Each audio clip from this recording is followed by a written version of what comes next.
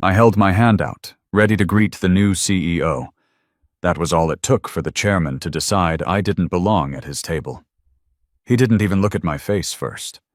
He looked at my hand, then at the folder under my arm, then at the flowers I was carrying. White lilies and eucalyptus, the kind someone's assistant orders when they want the room to look welcoming for a big announcement. The cameras were already rolling. Red light on. 3 angles. One for the internal stream, one for the external investors, one for the archive no one thinks about until there's a scandal. I stepped up beside his chair, extended my hand toward the incoming CEO and said, "Welcome to Northbridge." Before Lucas Meyer could react, the chairman turned his head, took in my gesture, and gave a small scoff into his lapel mic. "I don't shake hands with low-level employees," he said, loud enough to be crystal clear in the room and on every live feed. "My name is Mason Brooks. I'm 48 years old, and until 3 weeks ago, was the managing partner of Brooks Strategic Capital. My father used to say that respect isn't earned in drops and lost in buckets.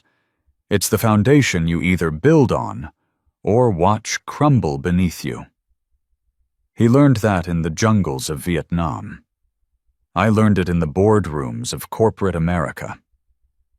Before I ever touched a financial statement, I spent 12 years as a Marine Corps infantry officer. 2 deployments in Iraq, 1 in Afghanistan. You learn things in combat that Harvard Business School doesn't teach. You learn that leadership isn't about the loudest voice in the room. You learn that respect flows both ways, regardless of rank. And you learn that when someone shows you who they really are, believe them the first time. My father, Colonel William Brooks, came home from Vietnam in 1971 with a Bronze Star, a Purple Heart, and a simple philosophy. If you're going to trust people with something important, watch how they treat the people who can't help them first. He applied that principle when he started Brooks Strategic Capital in 1975. Small deals at first, regional businesses, family money. But he had a nose for character, and character, it turned out, was a better predictor of success than most financial metrics. When I got out of the Corps in 2008, Dad was ready to step back. The firm had grown beyond his comfort zone. Institutional money, billion-dollar deals, international exposure. "It needs someone who understands how the world works now," he told me. "But don't forget why we started this." I never did. Every deal we structured, every partnership we entered, came with what we called the Brooks Standard. We don't just bet on business models, we bet on the people running them. And if those people can't demonstrate basic human decency when they think nobody important is watching, then they don't get our money. That standard had cost us deals over the years, plenty of them. But it had also saved us from spectacular failures, the kind that make headlines and end careers. The kind where you wake up reading about congressional investigations and wonder how you missed the warning signs. 3 months ago, Northbridge Holdings came across my desk during what I'd started thinking of as my final major transaction. At 48, with my son finishing his MBA at Wharton, I was planning my own succession timeline. This deal would either cement Brooks Strategic's reputation for the next generation or teach me some expensive lessons about the price of principle. Northbridge was a conglomerate of mid-market businesses, logistics, industrial services, a tech platform they couldn't explain clearly even in their own materials. Their outgoing CEO had spent 5 years acquiring companies like Souvenirs, leveraging the balance sheet, and cutting operational muscle instead of fat. Now they needed cash and credibility to survive. We structured a $2.5 billion commitment across multiple tranches. Not just our money, we were leading a consortium of institutional investors who trusted our due diligence. The personal stakes couldn't have been higher. My son, Michael Brooks, had actually been recruited by Northbridge for their management trainee program. He was considering it seriously, seeing it as a way to learn the business from a different angle before potentially joining the family firm. "Dad, their executive development program is supposed to be top tier," he'd told me over dinner 2 weeks before the closing meeting. "And working somewhere else first might make me a better partner for you eventually." I'd encouraged him to explore his options. Now I was about to see exactly what kind of organization might be shaping his early career. The deal included our standard conduct integrity provision, but this time I'd insisted on something extra. Any documented behavior during negotiations that materially harmed reputational standing would trigger not just capital withdrawal, but a full network freeze. Brooks Strategic had spent 47 years building relationships in the investment community. One call from me could blacklist a management team across multiple firms. It wasn't theoretical. 2 years earlier, we'd walked away from a $600 million infrastructure deal when video surfaced of their chairman humiliating a line worker at a public meeting. We lost fees, time, and energy. But 6 months later, when that company imploded under regulatory scrutiny and union actions, every institutional investor who'd followed our lead privately thanked us for the early warning. This time felt different, though. Bigger stakes, more scrutiny, and the added complexity of family considerations. If this deal went sideways, it wouldn't just affect Brooks Strategic's reputation. It would affect Michael's career prospects in an industry where reputations follow you forever.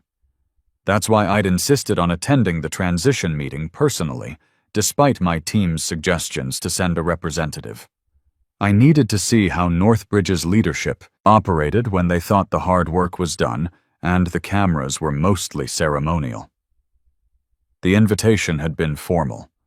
Board strategy session, and CEO transition announcement. They hadn't put my name on the attendee list, just Brooks Strategic Representative TBD. My partner Cole Henderson had raised an eyebrow at that. "They don't know you're coming," he'd observed. "They will," I'd said. As I boarded the flight that morning, I'd gotten a text from Michael. "Dad, heard Northbridge is announcing their new CEO today. Mom says you're flying out there personally. Everything okay?" I'd typed back, "Just want to see what we're investing in. Talk tonight." I had no idea I was about to discover exactly what kind of company had been recruiting my son. The flight gave me time to think about what my father would have made of this situation. He'd built Brooks Strategic on a simple Marine Corps principle. Reconnaissance before engagement. Know your terrain. Know your enemy. Know your exit strategy. He'd drilled it into me during my early years at the firm. "Son, the minute you stop paying attention to character, character starts paying attention to you." I landed at noon, changed in the airport lounge, and took a car straight to Northbridge's downtown headquarters. 42 floors of glass and steel, the kind of building that screams successful corporate from 3 blocks away. The lobby was all marble, chrome, and digital displays. Share price ticker on one wall. Corporate video loop on another showing smiling workers and aerial shots of distribution centers. The receptionist looked up as I approached. Young, professional, practiced smile. "Welcome to Northbridge. How may I help you? Mason Brooks for the board meeting." Her fingers paused over the keyboard for just a beat too long. Then she typed quickly. "Of course, Mr. Brooks. Someone from Investor Relations will be right down." Investor Relations. Not Executive Services, not the board liaison. That told me everything I needed to know about how they saw this visit. In the Marines, we called it misreading the battlefield. It usually didn't end well. A few minutes later, Ian Sullivan appeared. Mid-30s, expensive suit that didn't quite fit right. Energy of someone trying too hard to project confidence. "Mr. Brooks, great to meet you. I'll take you right up." The elevator ride was instructive. Ian filled the silence with nervous chatter about the exciting day ahead and historic partnership opportunities. When I asked about the board's mood, he hesitated before landing on eager and optimistic. "And the outgoing CEO?" I asked. "Grateful for the opportunity to transition," he said carefully. "It's been a collaborative process." Military translation. Someone got pushed out and wasn't happy about it. The executive floor was quieter, thicker carpet, better art. Ian led me past framed photos of corporate milestones, ribbon cuttings, groundbreakings, handshake photos with politicians and business leaders. The kind of wall that says, "We matter to visitors, and remember when we mattered to employees." We stopped outside double glass doors marked Boardroom A. 2 cameras mounted above. Red lights currently dark. "For the live stream," Ian explained when he caught me looking. "Chairman Patterson wanted full transparency for this transition." Patterson. I'd done my homework on Owen Patterson during the due diligence phase. Early 60s, classic East Coast establishment type. Wharton MBA, McKinsey consultant, 3 previous CEO positions at mid-tier companies.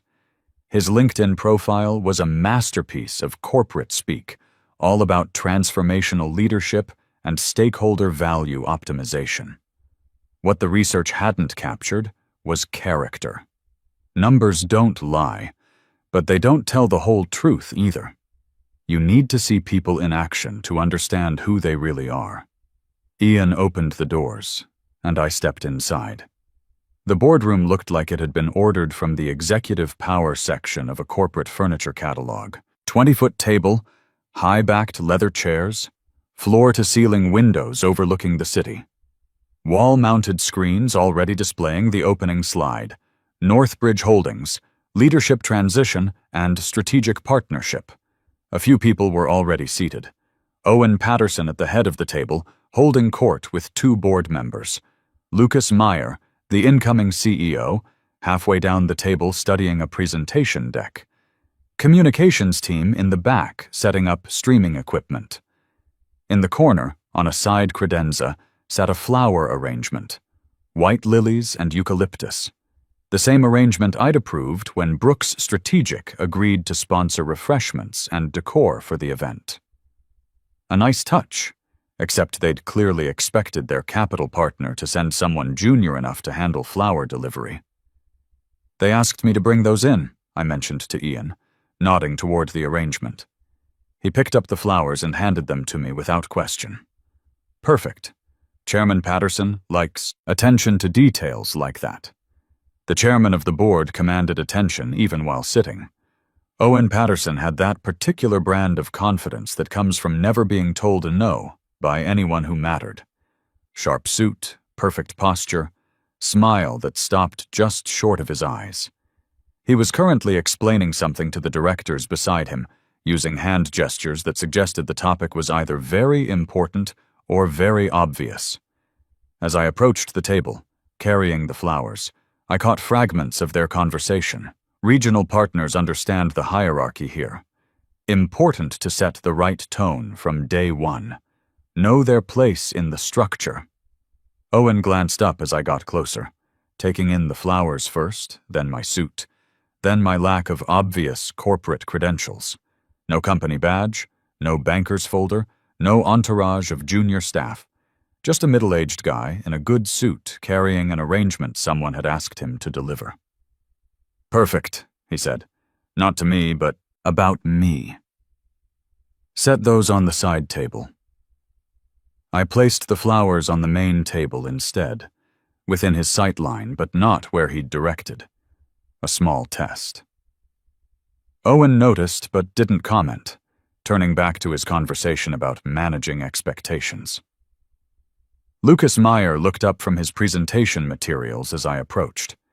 Younger than I'd expected, late 30s. Good haircut, expensive watch, eyes that held just a trace of uncertainty beneath the polished exterior. He'd been recruited from a competitor specifically to clean up the previous CEO's acquisition spree. What Lucas didn't know yet was that my son Michael had been recruited by that same competitor 6 months earlier and turned them down. Culture felt off, Michael had told me. Great opportunities on paper, but something about the way they talked about people. I extended my hand toward Lucas. "Welcome to Northbridge," I said. "I'm Mason." That's when Owen Patterson showed me exactly what kind of leader he was, exactly what kind of organization he ran, and exactly why my son would never work there. Before Lucas could respond, Owen turned his attention our way. He saw my gesture, saw an opportunity to establish hierarchy, and decided to make it crystal clear to everyone in the room, including the cameras that had just started recording, where a flower-carrying nobody belonged in his corporate universe. He leaned slightly toward his microphone, smile widening, and delivered the line that would cost his company $2.5 billion. "I don't shake hands with low-level employees." The words hung in the air like smoke from a discharged weapon. I don't shake hands with low-level employees. In the Marines, we had a saying: the first shot tells you where the enemy is. The second shot tells you who they are. Owen Patterson had just fired both barrels. The reaction was immediate and telling. A board member to Owen's right chuckled reflexively, the kind of nervous laugh that says, "I know this is wrong, but I'm not brave enough to say it." Someone halfway down the table made a sound that could have been amusement or discomfort.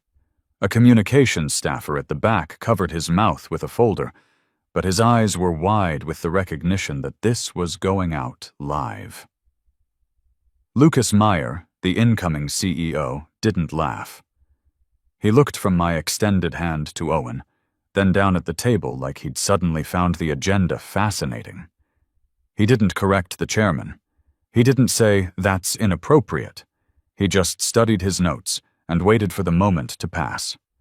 I kept my hand extended, not out of stubbornness, but because 12 years of military training had taught me something about power dynamics that Owen Patterson had apparently missed. When someone shows you disrespect publicly, your response defines not just the moment, but every interaction that follows. Owen noticed I hadn't withdrawn my hand. His smile faltered just slightly, like he'd expected immediate compliance and was mildly annoyed by my failure to read the script. "I'm here as instructed," I said, keeping my voice level. "Military bearing," my father would have called it. "Calm under fire." Owen leaned back in his chair, making no effort to hide his contempt. "Then stand where you're told," he replied. "This meeting is for executives." In that moment, I thought about Michael. 25 years old, MBA from Wharton, smart enough to see through corporate BS, but young enough to think he could change it from the inside. He'd been genuinely excited about Northbridge's management program, impressed by their growth numbers and development track record. Now I was watching the chairman of that company demonstrate exactly what kind of leadership culture Michael would be walking into. The kind where respect was conditional, where hierarchy mattered more than human dignity, and where public humiliation was apparently an acceptable management tool. I lowered my hand slowly, placed the flowers deliberately on the table within Owen's sightline, and walked to the empty chair at the far end of the table. No nameplate waiting for me. No official recognition of my role. "Perfect. Let's begin," Owen announced, already turning toward the main screen. The opening slide appeared. Northbridge Holdings, Leadership Transition and Strategic Partnership. He launched into his prepared remarks about historic partnerships and strategic alignment. Standard corporate theater, delivered with the confidence of someone who'd never had his assumptions challenged in a room that mattered. I listened, watching not just Owen but the dynamics around the table. Who nodded along? Who checked their phones? Who seemed uncomfortable with the tone he'd set? In military intelligence, we called it battlefield assessment, understanding not just the primary target, but the entire operational environment. 3 slides in, I spoke up. Before you go further, I said, loud enough to cut through Owen's momentum, there's one thing you should know. Owen turned, visibly irritated by the interruption. We're not taking commentary from support staff during this session, he said. You can submit feedback through proper channels afterward. If you're refusing to shake my hand, I replied, maintaining the same level tone, then by tomorrow morning, $2.5 billion will no longer be part of this deal. The silence that followed wasn't the dramatic gasp of Hollywood boardrooms. It was the vacuum that forms when reality suddenly shifts beneath everyone's feet.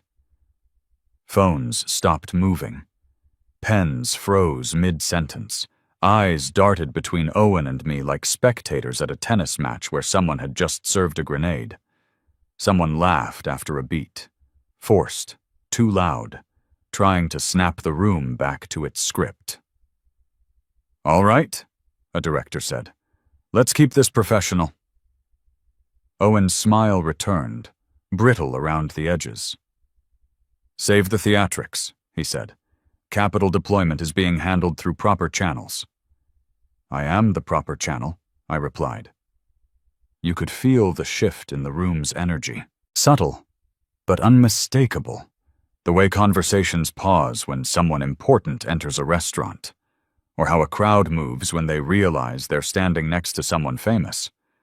Not recognition yet, but the first stirring of doubt about assumptions they'd made. Reed Thompson, the CFO, looked up from his notes with the expression of someone doing rapid mental calculations. He glanced at me, then at Owen, then back at his paperwork. Before we proceed, he said carefully, we should confirm final authorization protocols for the capital commitment.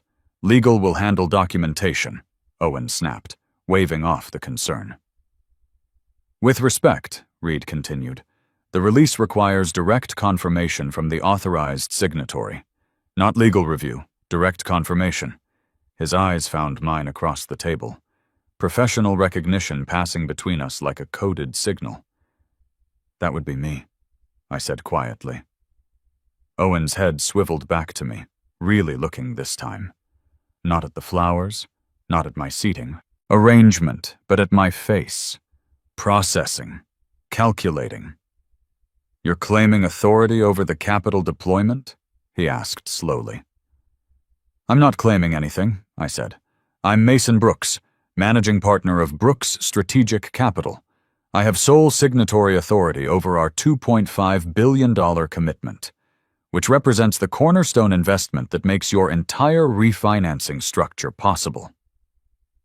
The silence this time was different.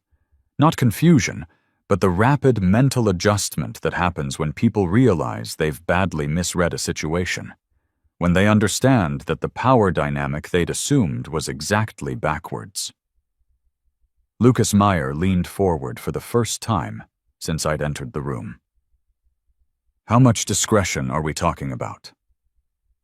Complete discretion, I said. Brooks Strategic leads a consortium of institutional investors. Our participation triggers the other commitments. Our withdrawal. I paused, letting them finish the thought. Our withdrawal unravels everything. Reed was nodding. Now, confirming what his financial models had told him, but what nobody had thought to mention in the executive briefings. Owen straightened in his chair, trying to regain control of his narrative. Perhaps we should restart with proper introductions, he said, his voice careful now. If you'd like, I replied. But it was too late. The damage was done, and Owen Patterson was about to learn that in the investment world, just like in the military, respect isn't something you can demand after you've proven you don't deserve it. But Owen Patterson wasn't done digging his own grave. Instead of acknowledging his mistake and trying to salvage the situation, he doubled down. This meeting is about strategic alignment, he said, his voice carrying that familiar edge of irritation. Not about introductory protocols. We can handle proper acknowledgements after we cover the substantive material. In the Marines, we had a term for this: continuing to advance while taking fire. Sometimes it's heroic. Sometimes it's just stupid. The key is knowing which one you're doing. Reed Thompson, the CFO, was frantically flipping through his folders. "Owen," he said carefully, "perhaps we should review the conduct provisions before—" "We've reviewed everything," Owen cut him off. "This is about execution now, not about revisiting boilerplate language." Reed found the page he was looking for. "The conduct integrity provision," he said, reading aloud. "Any documented behavior during negotiations that materially harms the reputational standing of the company or incoming leadership triggers immediate capital withdrawal rights." A board member looked up from his copy. "It doesn't require intent," he said slowly. "Just impact and documentation. This meeting is being live-streamed," another director pointed out, glancing toward the cameras. Owen waved dismissively. "We're talking about hypotheticals, professional discourse. This isn't some sensitivity training session. That's when I made my decision. Not because of the money." Brooks Strategic had weathered bigger losses than this. Not because of the disrespect, though that stung. I made the decision because I finally saw clearly what kind of organization this was, what kind of leadership culture they'd built, and what would happen to bright young people like my son if they walked into this environment believing they could change it from within. "I need to make a call," I said, standing up. Owen didn't even look at me. "We'll be continuing the presentation." I walked to the small alcove near the service elevator and pulled out my phone. One number, no hesitation. Cole Henderson picked up on the second ring. "How's it going?" "Activate the withdrawal clause," I said. "Effective immediately. Full amount." There was a pause. Cole had been my partner for 8 years, had seen me walk away from deals before, but never at this scale, never this late in the process. "All $2.5 billion?" he asked. "All of it. Reason code, conduct violation during formal negotiations. Documentation is being live-streamed as we speak. Understood. I'll execute the protocols now." Another pause. "You sure about this, Mason?" I thought about my father, about the Bronze Star citation that hung in his study, about the principles he'd built this firm on.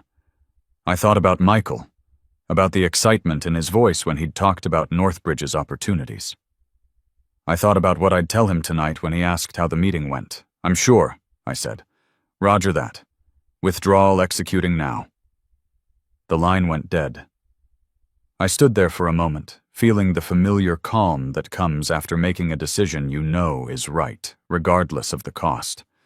When I walked back into the boardroom, Owen was mid-presentation, clicking through slides about operational synergies and market positioning, all built on an assumption of capital that no longer existed. I took my seat and placed my phone face down on the table. The red recording light was still on. Everything that happened next would be documented, preserved, analyzed. Reed was presenting the financial projections when his phone buzzed. He glanced at it, and his face changed color. The words died in his throat. Another phone buzzed. Then another. A low electronic chorus spreading across the table like ripples from a dropped stone. "Let's silence devices," Owen said sharply. "We're in the middle of critical material." Reed wasn't moving to silence anything. He was staring at his screen like someone had just told him his house was on fire. "Reed," Owen said, "is there an issue?" Reed swallowed hard. "The Brooks Strategic Commitment," he said quietly. "It's been withdrawn." The silence wasn't dramatic this time. It was the silence of a machine suddenly losing power, of systems shutting down in sequence. "Withdrawn how?" Owen asked. "We're in active negotiations." "Executed," Reed said. "Confirmed withdrawal. Full $2.5 billion. Effective immediately." "That's not possible," a board member said. We have agreements. Timelines. We had agreements, Reed corrected. The conduct clause allows for immediate withdrawal under specific circumstances. Lucas Meyer looked directly at me for the first time since the handshake moment. Did you authorize this? Yes, I said simply. Owen stood up, trying to reassert control. This is completely unacceptable. You'll reverse this immediately. There's nothing to reverse, I said. It's done. The board won't stand for this kind of manipulation, he said. The board doesn't control Brooks Strategic's money, I replied. You were being offered access to it under clearly defined conditions. You violated those conditions in front of cameras, in front of your incoming CEO, during a formal negotiation session. Phones weren't just buzzing now. They were ringing. Assistants calling directors, banks calling executives, trading desks calling anyone who might know what was happening to Northbridge's refinancing. Someone near the middle of the table covered his phone and said, "Pre-market is reacting. We're down double digits."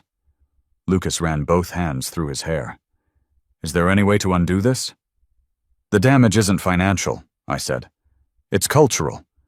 Your chairman just demonstrated to everyone watching that this organization treats people like disposable props. That's not something you can undo with better contracts or governance reforms. What happened next was swift and methodical. Boards don't revolt dramatically. They follow procedures, reference bylaws, call emergency sessions. But underneath the corporate language, they were making the same calculation any group makes when survival is at stake. Identify the threat and eliminate it.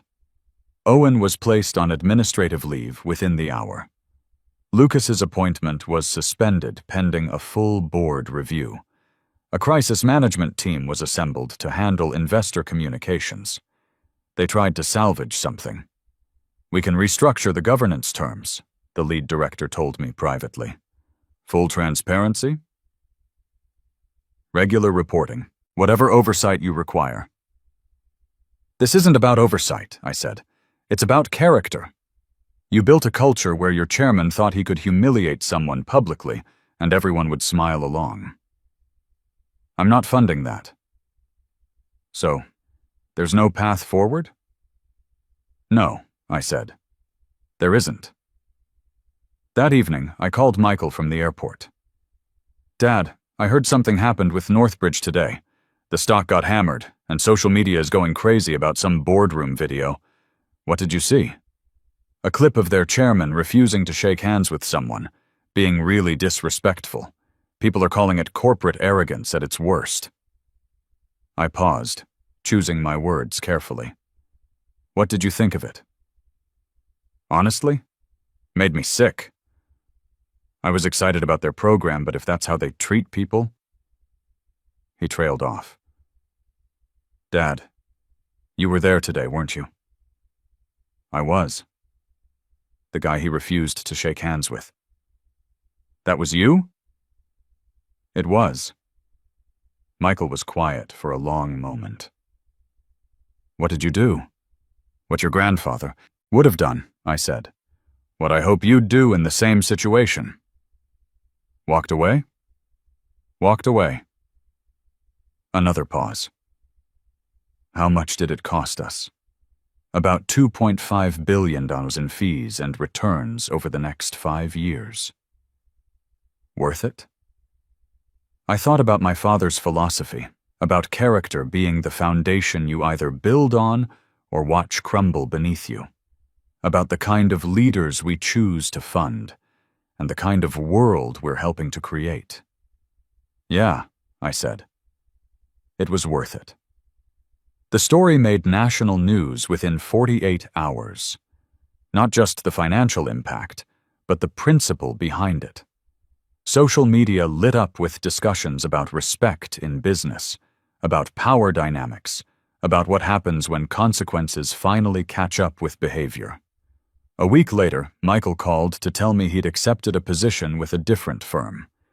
Better culture, he said. Better values. The kind of place where handshakes matter. That night, I sat in my father's old study, looking at his Bronze Star citation.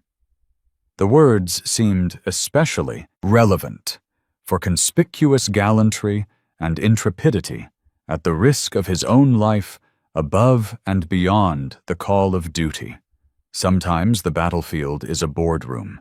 Sometimes the risk is financial rather than physical. But the principle remains the same. There are lines you don't cross, standards you don't compromise, and consequences for those who forget the difference. I held my hand out to greet a new CEO. A chairman decided that was beneath him. He thought the moment was disposable. Turned out it was worth exactly $2.5 billion. In business, as in war, character isn't something you can fake when it matters most. And it always matters most when you think nobody important is watching.